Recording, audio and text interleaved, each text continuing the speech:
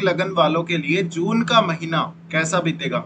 देखिए, जो कुंडली अभी आप स्क्रीन पे देख पा रहे हैं, इसमें जो ग्रहों का गोचर आपको नजर आ रहा है, ये जून के हिसाब से तैयार की गई है।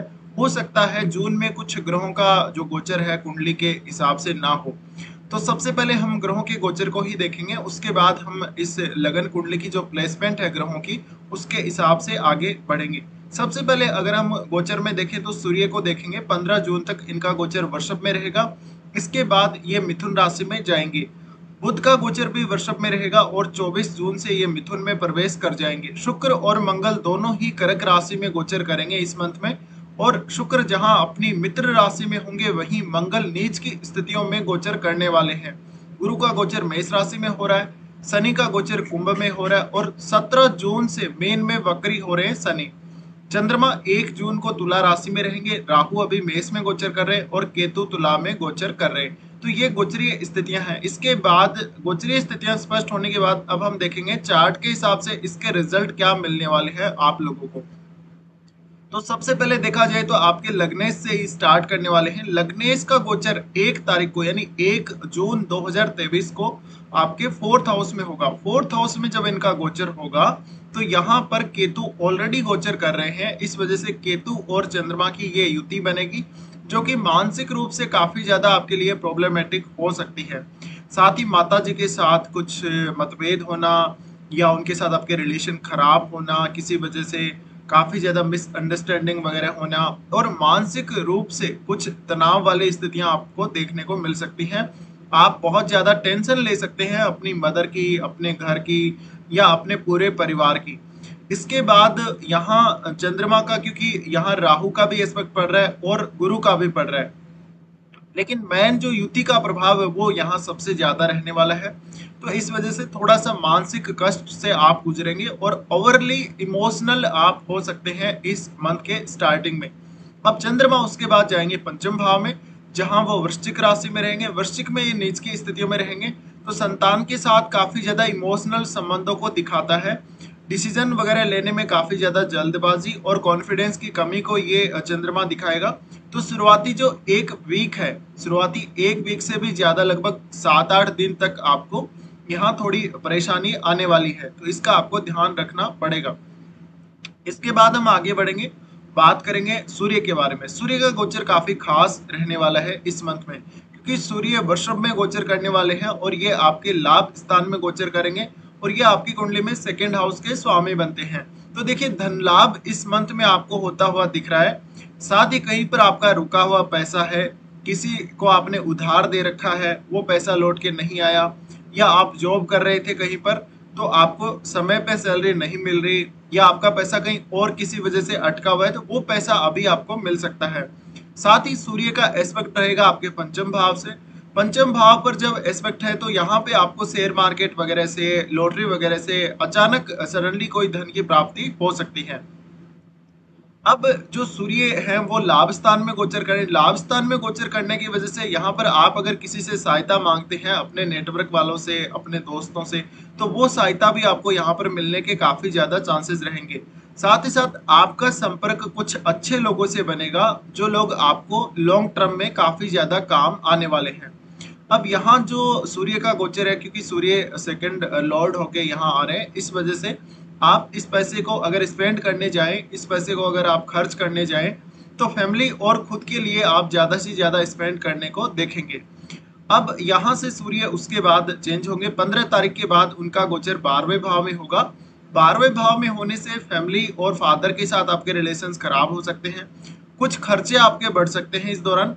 तो जो शुरुआती आधा महीना है, आधा महीना आपका काफी अच्छा रहेगा, लेकिन बाद का जो आधा महीना रहेगा उसमें खर्चे थोड़े से ज्यादा रहेंगे।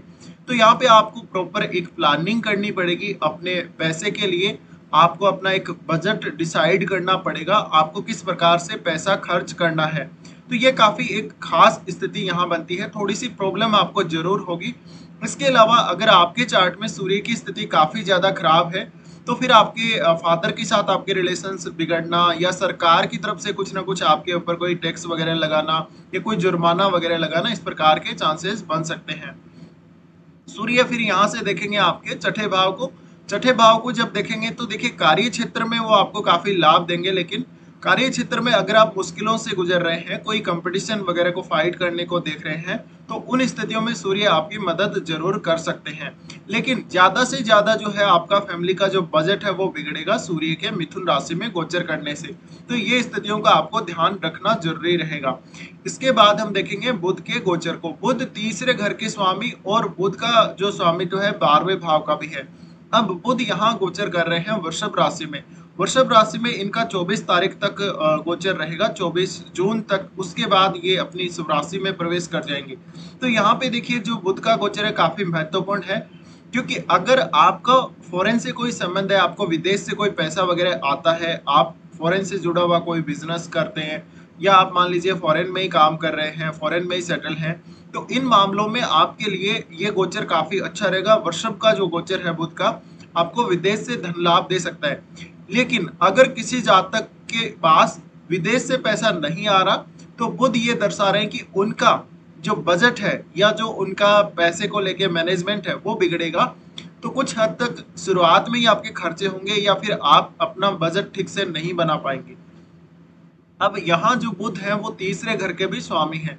तीसरे घर के स्वामी होने की वजह से आप कोई टूर वगैरह कर सकते हैं, अपने दोस्तों से मिल सकते हैं, और कम्युनिकेशन ज्यादा से ज्यादा आप अच्छा रखें अपने नेटवर्क सर्कल में, उतना ही आपको फायदा होगा। साथ ही आप अपने दोस्तों को अपनी वाणी के द्वारा अपने कम्युनिकेशन से काफी ज्यादा प्रभावित कर सकते हैं। तो मान लीजिए आप कोई बहुत बड़े लार्ज सर्कल से जुड़ के, कोई बहुत बड़ी टीम से जुड़ के काम कर रहे हैं, तो वहां पे एक अच्छी स्थिति बनती है। साथ ही आपका कोई अगर इंटरव्यू वगैरह है, तो इंटरव्यू वगैरह में भी आप अच्छा परफॉर्म करेंगे। अब बुध भी यहाँ से, क्योंकि वो देखेंगे पंचम भाव को, लेकिन पंचम भाव के जो स्वामी इस मंथ में वो नीच की स्थितियों में है, पर फिर भी सूर्य और बुध आपको सपोर्ट करेंगे पंचम भाव के कार्यों में। इसके बाद बुध जा रहे हैं आपके 12वें भाव में। 12वें भाव में जो इनका गोचर हो रहा है, ये अपनी स्वराशि में रहने वाले हैं। तो जो भी लोगों के अभी 24 तारीख के बाद अगर कोई किसी का इंटरव्यू वगैरह है जॉब के लिए या किसी भी काम के लिए, तो वाणी से रिलेटेड प्रॉब्लम्स उनको आ सकती हैं। थोड़ा सा वो हाजिर जवाब नहीं रहेंगे, वो अटक अटक के बोलेंगे, या फिर सोचेंगे, बहुत ज्यादा सोचना पड़ सकता है बोलने के लिए, और चीजों को एनालाइज करने में काफी ज्यादा परेशानी आप लोगों को महसूस हो सकती है। बुध का जब 12वें भाव में गोचर होगा, ऐसे में कंडीशंस ऐसी बनेंगी कि आपके सामने बहुत सारे ऑप्शंस अवेलेबल होंगे, और उनमें से आप कौन सा ऑप्शन चुनते हैं ये आपके लिए थोड़ा परेशानी भरा रहेगा। खुद यहाँ से देखेंगे आपके छठे भाव को। छठे भाव को जब वो देखेंगे तो आपकी वो डेली रूटीन को नियंत्रित करेंगे, तो आपको कहीं ना कहीं ज्यादा हार्डवर्क लगाना पड़ सकता है, ज्यादा आपको माइंड से मेहनत करनी पड़ सकती है अपने काम के लिए। इसके बाद हम देख लेते हैं शुक्र के गोचर को। शुक्र लाभ स्थान और 4th हाउस के स्वामी होकर आपके लगन में गोचर करेंगे। लगन में ये नीच के मंगल के साथ रहने वाले हैं, तो यहाँ आपको थोड़ा सा कॉन्शियस रहना पड़ेगा, क्योंकि शुक्र मंगल के साथ हैं और नीच के मंगल के साथ हैं। ऐसे में विशेषकर पुरुषों के चार्ट में यहाँ पे एक्स्ट्रा मैरिटल अफेयर होने के चांसेस काफी ज्यादा हैं। पंचम भाव के भी मंगल स्वामी है, इस वजह से आप अगर स्टॉक मार्केट वगैरह में कोई काम कर रहे हैं तो आप सावधानी बरतें। और शुक्र मंगल का युति है, इस वजह से आपको जो सेक्सुअल लाइफ है उसमें सेटिस्फेक्शन कम देखने को मिलेगा। लेकिन क्योंकि हम ओनली यहाँ अभी शुक्र की ही बात कर रहे हैं, तो शुक्र का लगन में आने से आपको विवाह का चांस बनेगा। जो लोग ऑलरेडी मैरिड हैं उनके अपने पार्टनर के साथ संबंध बिगड़ सकते हैं, पार्टनर के साथ किसी बात को लेके झगड़ा हो सकता है, कोई लग्जरी वस्तु को लेके झगड़ा हो सकता है। तो कुल मिलाकर देखा जाए तो शुक्र का जो लगन का गोचर है काफी ज्यादा आपको रोमांटिक लाइफ देगा, काफी रोमांस की तरफ आपको लेके जाएगा, और मैरिज होने के सडनली आपको चांसेस बनेंगे। साथ ही इस समय आपके धन आने के जो चांसेस हैं आपके पास वो काफी ज्यादा है। कुछ लग्जरी वस्तुओं का फायदा होने के जो चांसेस हैं वो आपको काफी ज्यादा यहाँ बन रहे हैं गोचर में। इसके साथ ही यहाँ मंगल के साथ शुक्र है, तो ऐसे में यहाँ शुक्र थोड़ा सा बिगड़ा हुआ रहेगा मंगल के साथ होने की वजह से। तो आपका जो अट्रैक्शन है, अट्रैक्शन बहुत ज्यादा होगा। इस वजह से विशेषकर स्त्रियों का भी और पुरुषों का भी, दोनों का ही अट्रैक्शन काफी बढ़ा हुआ रहेगा। ऐसे में आपको थोड़ा अपने आप को एडजस्ट करना पड़ेगा, अपने आप को थोड़ा सा मैनेज करना पड़ेगा। और आप अगर मंगल की एनर्जी के साथ अपने आप को बाहर ले जाते हैं, मंगल जिस प्रकार से आपको गाइड कर रहे हैं इस गोचर में, उस प्रकार से अगर आप चलते हैं तो आपको काफी प्रॉब्लम्स आएंगी। अब यहाँ जो शुक्र है वो आपके सप्तम भाव को देख रहे हैं। सप्तम भाव को देखने की वजह से आपके मैरिज होने के तो चांसेस बन रहे हैं, बट यहाँ पे पार्टनर के साथ मतभेद के भी काफी ज्यादा चांसेस शुरुआत में ही बनेंगे। तो अगर आपको मैरिज करना हो, थोड़ा सा इस मंगल वाले गोचर को अवॉइड कीजिए और उसके बाद एक अच्छे समय का वेट कीजिए आप, ज्यादा बेहतर रहेगा आप लोगों के लिए। इसके बाद हम मंगल के गोचर को ही देख लेते हैं। मंगल जो कि पंचम और दसम भाव के स्वामी होके लगन में आ रहे हैं और नीच की स्थितियों में आ रहे हैं, इस वजह से इस मंथ में ज्यादातर ये चांसेस बनेंगे कि आपके अपने बॉस के साथ संबंध अच्छे नहीं रहने वाले। आपको काम बहुत ज्यादा दिया जा सकता है, कोई एक्स्ट्रा जिम्मेदारी दी जा सकती है। साथ ही साथ अगर आप कोई ऐसी जगह काम कर रहे हैं जहाँ पे ऑपोजिट जेंडर के लोग काफी ज्यादा हैं, तो उनके साथ मतभेद होने के चांसेस और थोड़ा सा बदनामी का चांस यहाँ बनेगा। साथ ही आप सेक्सुअल मामलों में विशेष सावधानी बरतें। अब वो लोग जो स्टॉक मार्केट वगैरह में काम करते हैं, रेगुलर ट्रेडिंग वगैरह करते हैं, इंट्राडे ट्रेड करते हैं, या फिर ऑप्शंस में काम करते हैं, या फिर फ्यूचर्स में काम करते हैं, उन लोगों को थोड़ा सा यहाँ सावधानी बरतने की जरूरत रहेगी। क्योंकि मंगल जो है यहाँ पे नीच की स्थिति में आपको थोड़ा जल्दबाज बनाएगा, और क्योंकि आपका जो लगन है वो चंद्रमा का लगन है, इस वजह से आप मंगल से काफी ज्यादा प्रभावित होंगे। आपका जो इमोशनल स्टेटस है वो काफी बार बदलेगा। आपका इमोशनल जो एक प्रॉब्लम रहती है आप लोगों को, काफी बार आप अपने इमोशंस को कंट्रोल नहीं कर पाते, लेकिन मंगल के इस गोचर में काफी ज्यादा स्थिति खराब होगी। तो ऐसे में आप ट्रेडिंग वगैरह ना करें तो ज्यादा अच्छा है, आपको बड़े लॉसेस होने के चांसेस बनेंगे। अब मंगल है वो यहाँ से देखेंगे फोर्थ हाउस को। फोर्थ हाउस को देखने से आपके कुछ फैमिली मेंबर्स के साथ भी संबंध बिगड़ सकते हैं।